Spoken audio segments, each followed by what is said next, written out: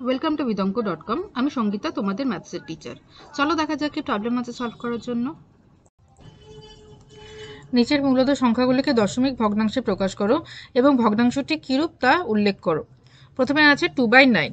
ওকে, so 2/9 এটাকে আমাদের দশমিক বিস্তার করতে হবে। তাহলে আমরা 2কে ভাগ করছি 9 দিয়ে, দশমিক দিলাম, 0 হলো, 9 2 18, আবার 2 হলো, ঠিক আছে, 0 এলো, 9 2 18। দেখো এভাবেই কন্টিনিউয়াসলি চলে যাবে, প্রত্যেকবার ভগ্নাংশ ভাগশেষ আমাদের 2 আসছে, তাহলে 2 0, আবার দেখো 9 2 18, ঠিক আছে। তো তাহলে আমাদের ভাগফল যেটা আসছে দেখো সেটা হচ্ছে 0.2222 করে কন্টিনিউ এভাবেই চলতে থাকবে। তো তাহলে আমরা কি লিখবো, 2/9 ইকুয়ালস টু 0.2 বার। যেহেতু 2টা কন্টিনিউ হচ্ছে তাহলে আমরা 2 বার এভাবে লিখতে পারি।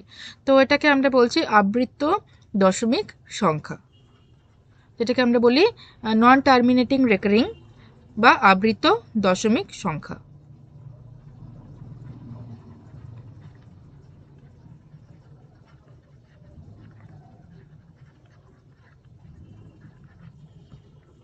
ওকে, আচ্ছা, এবার আমি চলে যাই পরেরটাতে। 2 নম্বরটাতে আছে 5 3/8।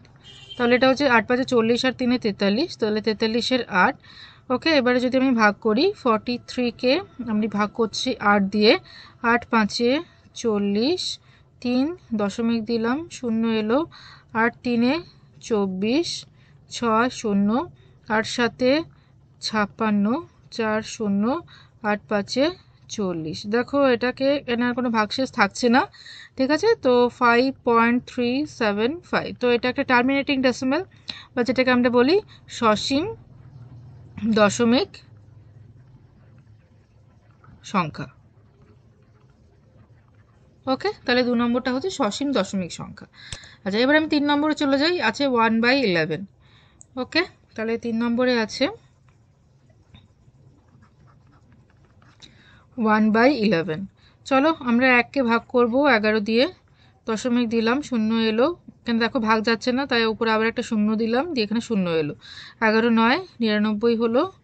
দেখো আবার একই প্রসেস, 1 এলো, দশমিক জন্য 0 দিলাম, কিন্তু ভাগ যাচ্ছে না, আবার একটা 0 দিয়ে এখানে 0 এলো, তো 11 9 99।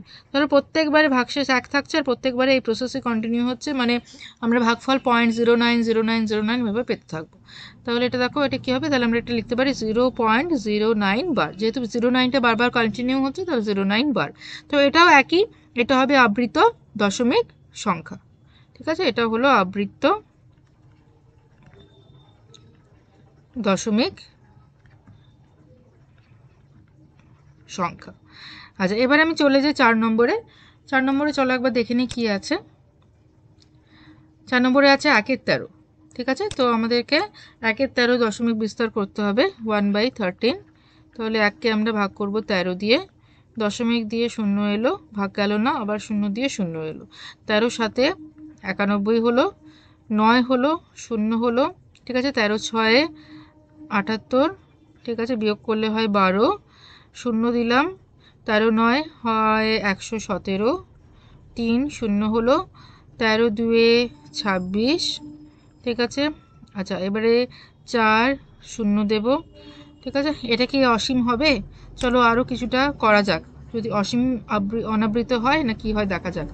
আচ্ছা, 13 3 39 হলো, ঠিক আছে। দেখো চলে গেল 1 চলে এলো, আবার যে প্রথমে আমাদের 1 ছিল না, দেখো সেই 1টা আবার ফিরে এসছে। দেখো আবার এই পুরো জিনিসটা আবার কন্টিনিউ হতে থাকবে। আবার এখানে একটা এখানে 1 আছে, তাহলে এখানে একটা 0 দাও, ভাগ গেল না, তাহলে এখানে একটা 0 এলো, দিয়ে 0 এসে আবার একটা 0 হলো, আবার 100 হয়ে গেল। দেখো আবার এই একই প্রসেস, 100 এলো, তাহলে 13 7 91, একই রকম যা যা এখানে আমরা ভাগশেষ পেয়েছি তাই সব আসতে থাকবে, ঠিক আছে। 9 আবার 0, আবার 13 6 78, বিয়োগ করলে 12, দেখো আবার একই প্রসেস কন্টিনিউ হচ্ছে, ঠিক আছে। তাহলে এই 0.76923, ঠিক আছে, এই অবধির পরে আবার দেখো এটা কন্টিনিউ হতে থাকছে, আবার 0.76923 এরকমভাবে চলতে থাকবে, ঠিক আছে। তো তাহলে আমি কি বলবো, 1/13 ইজ ইকুয়াল টু কি হচ্ছে 0.07693, এই পুরোটা হচ্ছে বার। ঠিক আছে, পুরোটা বার কেন, কারণ এই পুরো জিনিসটা আবার রিপিট করবে, 3 এর পরে আবার 0, 7 এ করে রিপিট করবে। ঠিক আছে, তাহলে এটা হচ্ছে আবৃত্ত দশমিক সংখ্যা, আবৃত্ত দশমিক সংখ্যা। Okay, thank you for watching vedanko.com। অঙ্কের আরও প্রবলেম এবং সলিউশনের জন্য আমাদের ওয়েবসাইট অবশ্যই ব্রাউজ করো।